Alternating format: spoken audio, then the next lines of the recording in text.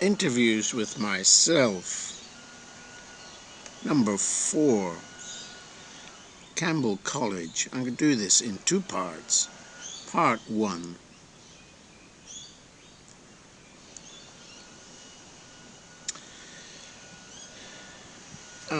David Crawford was in the same class as me in Cabin Hill,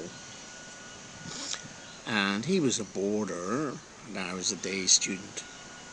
David went on to become what I would say was my best friend, and he remained a friend until, well, very late in life. And I've realized that friendship is really a major theme of my recollections. Friendship is a major theme. In fact, even my current work, there's a strong connection with friendship there, as many of my students go on to become friends. But I've always been someone who sought out actively friendship. Anyway, back to David. David used to spend a lot of time together with me at break times and lunch times and even after school. We used to play marbles and those other games that boys used to play at school. And at weekends, I remember I used to cycle to school, and that was, if you remember, 2.5 miles, quite a long way whenever I was only 12 or 13. And my Burberry coat would be stuffed with oranges in order to give to David. David didn't like the food at school. He was a boarder. We played cricket and soccer together as well, of course. Unfortunately, he lived a little bit far away from me, 40 minutes, which in Northern Ireland is a long way. Not in Australia, but it is in Northern Ireland. And of course, I only had a bicycle in those days, so it seemed like a very long distance away. Anyway, the friendship developed. During these times, I don't remember much of my brothers. Yeah, they were a lot older than me and had different interests. Now, memories of Campbell. Well, people sometimes have said to me, you should write a book, Don. You've had an interesting life. Well, I suppose that's what I'm doing at the moment. I'm interviewing myself. Isn't that a book?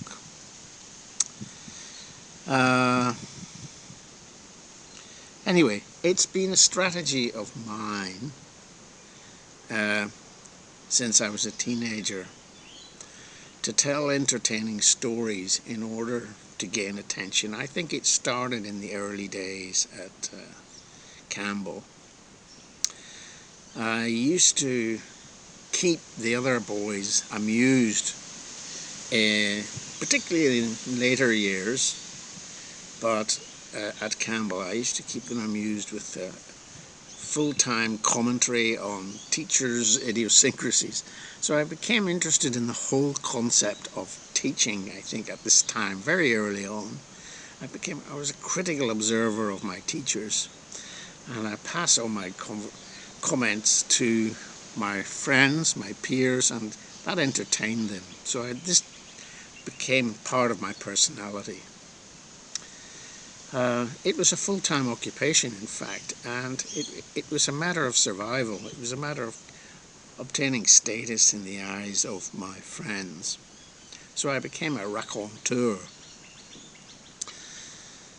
Now, Campbell, the school, was a public school in Belfast, and for my English readers, will be quite understandable, but public actually means private in reality.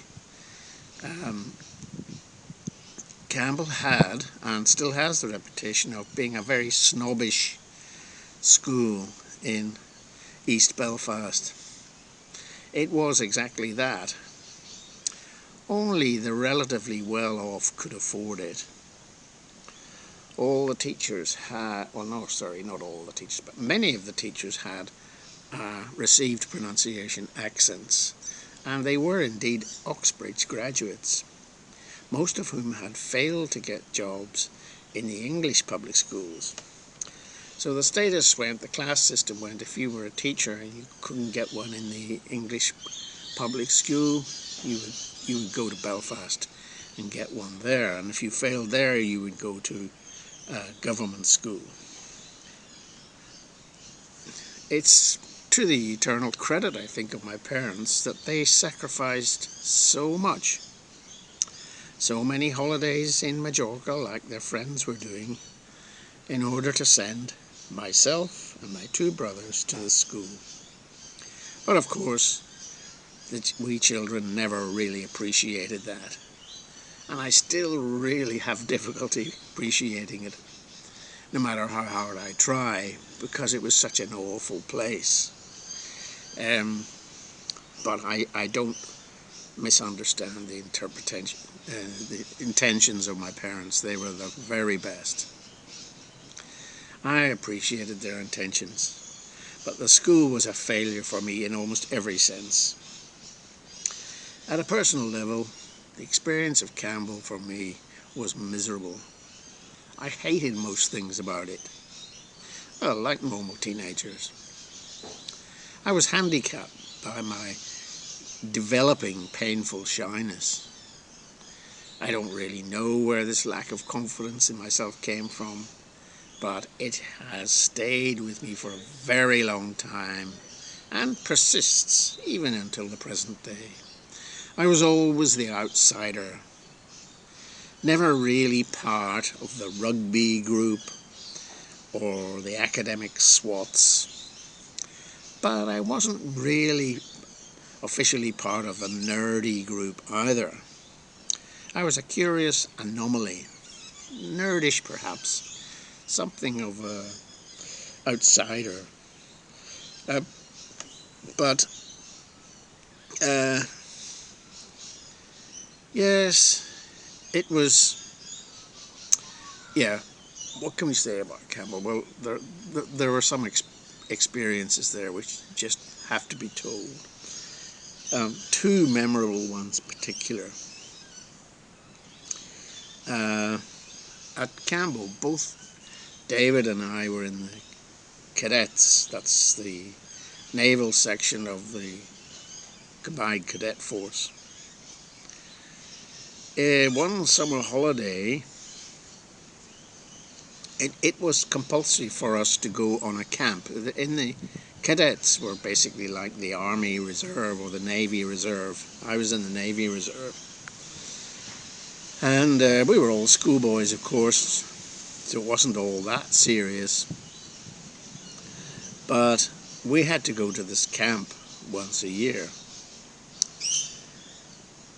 David and my friend and I found ourselves with a group of other cadets on a boat trip to Scotland on a motor fishing vessel, which was, I remember, 37 feet long.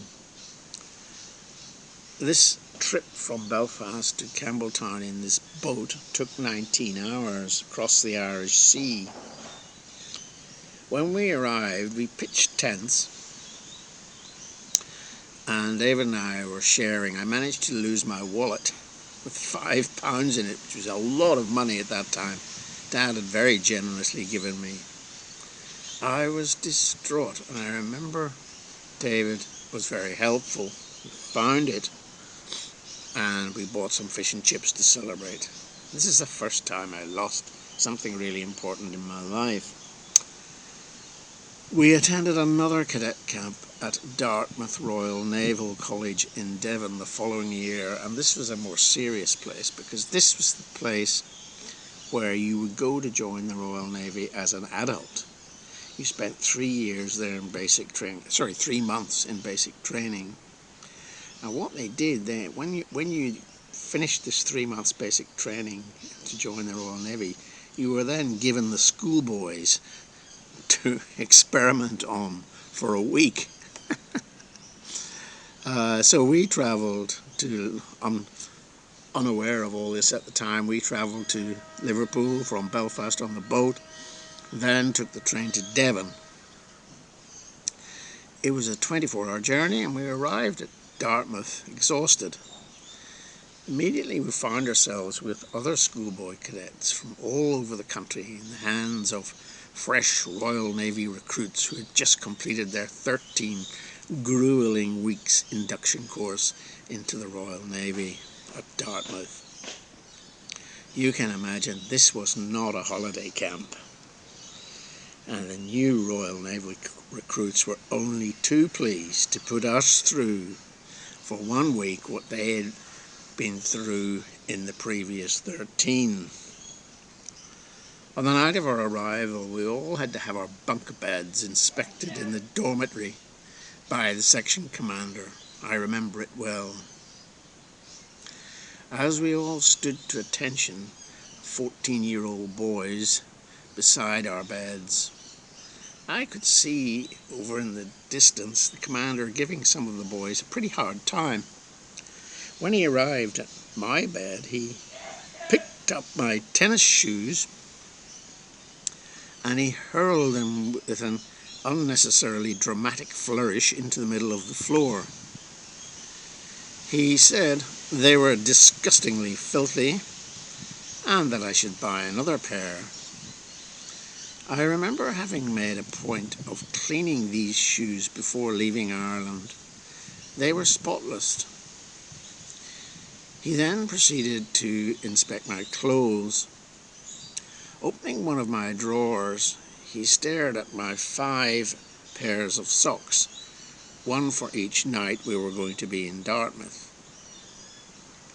He then turned to me with a look of incredulity on his face and started to shout at me with words to the effect that how could I possibly have thought that it would be acceptable to bring an odd number of pairs of socks, 5, to camp.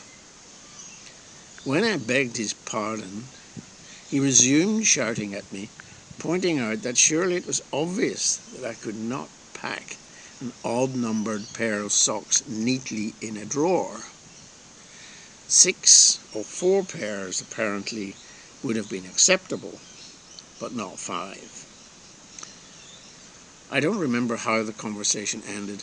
The next thing I remember was being carried out of the building by 4 officer cadets, 1 for each arm and leg, and someone slapping my face and saying, "Are you okay?" I suppose the journey and the shock had been too much for me. I had fainted into the arms of the commander and his lieutenants. I quickly took stock of the situation and decided to try and turn it to my advantage. I was taken to the sick bay, where a big, burly ex-Royal Navy doctor examined me. I replied that I thought that I had the flu and perhaps I ought to return to Ireland. He told me that all I needed was a big supper. How he could have worked this out from feeling my testicles, I have no idea. But he was right. I felt fine after supper. This incident introduced me to the arbitrary abuse of power and sexual assault for the first time. I was amazed. I remember thinking at how irrational and stupid grown men could be. This feeling has never left me. It left a deep impression on me. Dartmouth was a bad place, for me anyway. Up at the crack of dawn for a run before breakfast, it was rush, rush, rush, and you had to be 5 minutes early everywhere because you were in such a division, Benbow division, I seem to remember, named after some British war hero. Everything was a competition, and you lost points for your division if you were late for any activity. I managed to keep out of trouble until the penultimate night.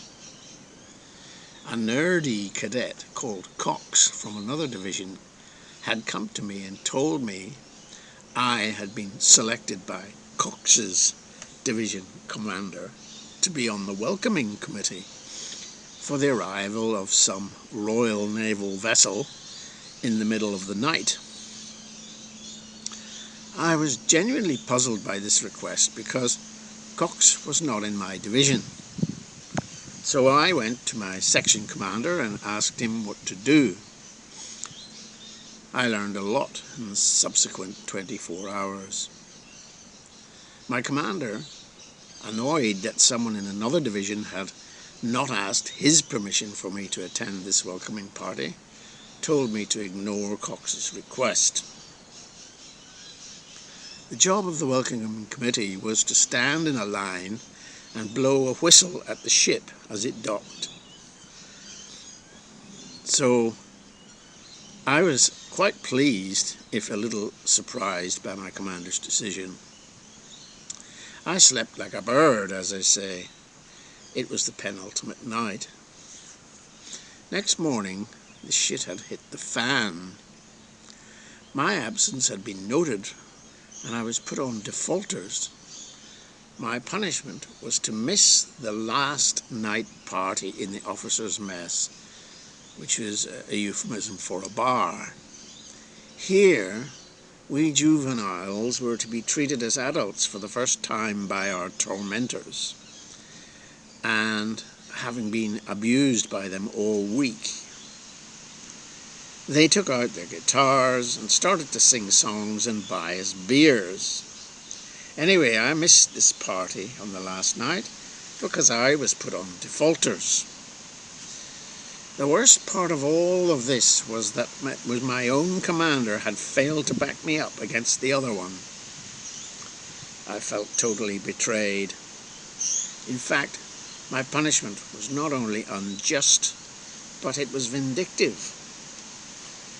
After the party was over, I had to report to my own commander, who I will refer to now as Judas, in my full number 3 uniform. For the uninitiated, the number 3 uniform is the most elaborate naval uniform you put on, with all sorts of bits of rope, lanyards and things, which have to be put in the correct place. My task was to wake up Judas and then go back to sleep and report to him again on the hour for each and every hour through the night.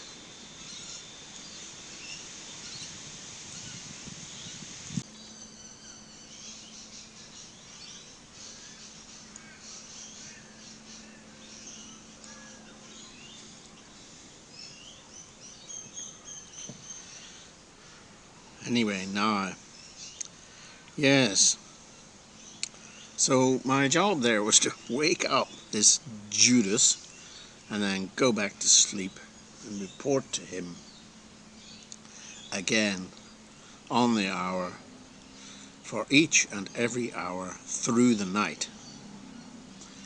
So that was my last night at Dartmouth, while the rest of my friends partied. I learned a lot from this experience at the early age of 14, not to trust those in authority. This incident also had a lasting impression and influence on me. If I wasn't beforehand, I have certainly ever been since suspicious of those in authority. Another piece of the outsider character puzzle was now firmly in place. My main job at Campbell seemed to be to amuse people. The person I had to keep most amused was Mark. You see, Mark was the school out half on the first 15 rugby team. He was the poster boy of the rugby team. And to be a friend of Mark was really worth a lot of kudos in the eyes of my peers. In retrospect, the kudos of being Mark's friend more than compensated for being of average ability academically and being a little nerd-like in some other respects. Thankfully, though, at the time I didn't really think I was a nerd. In fact, I didn't really think of myself as a nerd until quite recently, perhaps about 10 years ago.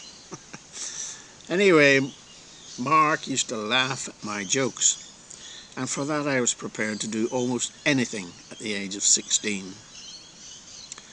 I tried all sorts of things to foster my friendship with Mark, including smoking Players No. 6 cigarettes, Will's cigars, and ultimately a Sherlock Holmes type droopy pipe with St. Bruno tobacco.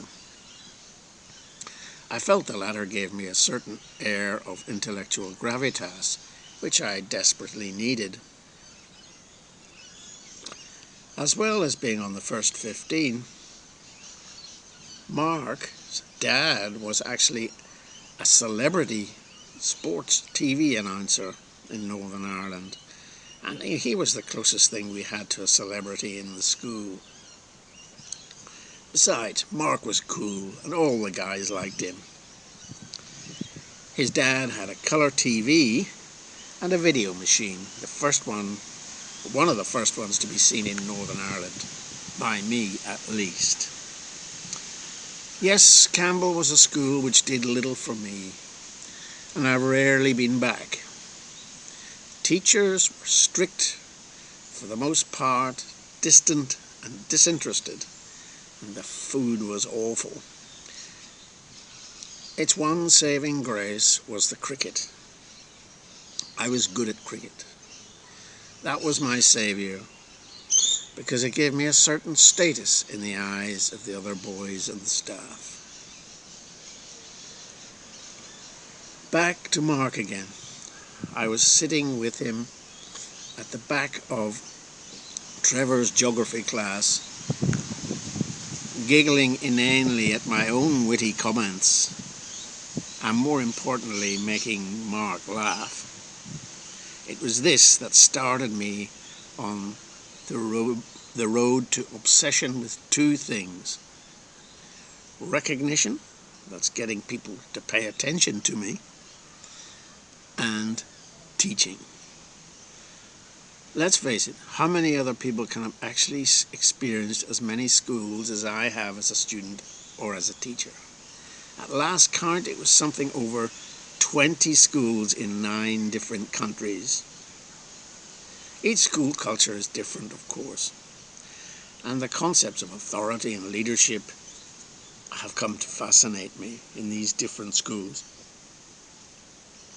I became particularly interested in how power corrupts authority and leadership, not just the leadership shown by management. I mean leadership in the broadest sense. This might include teachers' leadership styles with students, teachers' leadership styles with other teachers, and even students' leadership styles with other students.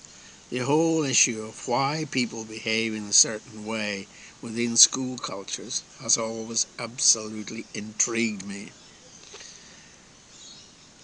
After 50 years of study, I have to say that I'm not much the wiser for it, other than to state the obvious, that each school has its own culture and people behave differently in every school.